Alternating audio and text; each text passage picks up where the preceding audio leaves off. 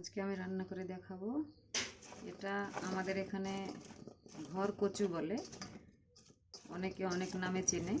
আমরা এটাকে ঘর কচু বলি। এটা পাতাটা ফেলে দিয়েছি, বডিটা নিয়ে নিয়েছি। এটা আজকে রান্না করব আমি বড়া দিয়ে। এজন্য এখানে কড়াইতে দিয়ে দিচ্ছি একটু সরিষার তেল।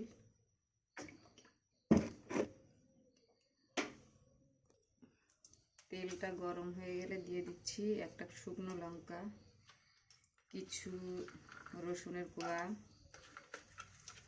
এটা একটু নেড়ে চেড়ে নেব। দিয়ে দিচ্ছি একটু পাঁচফোড়ন,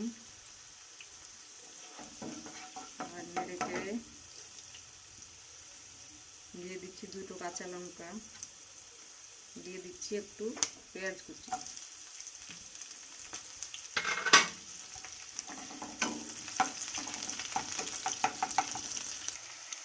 এবার দিয়ে দিচ্ছি একটু হলুদ গুঁড়ো,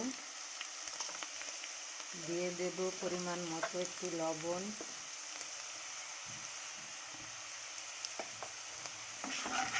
একটু নেড়ে চেড়ে এবার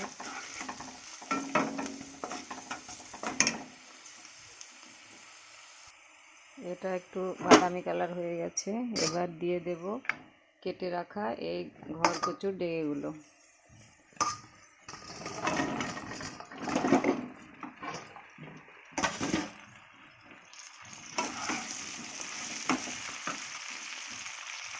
এটা এবার ভালো করে নেড়ে চেড়ে দিলাম। এবার এটা একটু দিয়ে দিচ্ছি জল, কারণ এটা থেকে অনেক জল বেরোবে।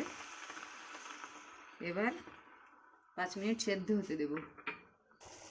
5 মিনিট মতো সেদ্ধ করে নিলাম। এটা এই পর্যায়ে এসছে, 50% সেদ্ধ হয়েছে। এবার দিয়ে দেব আমি ভেজে রাখা বড়াগুলো। এগুলো দিয়ে খেলে খুবই টেস্টি হয়। এটা কেউ মাছ মাংস খেতে চাইবে না, একবার রান্না করে দেখুন। এটা দিয়ে দিলাম। এবার আবার 5 মিনিট আমি সেদ্ধ করে নেব। 5 মিনিট পর ফিরে আসলাম। এটা সুন্দর সেদ্ধ হয়ে গেছে।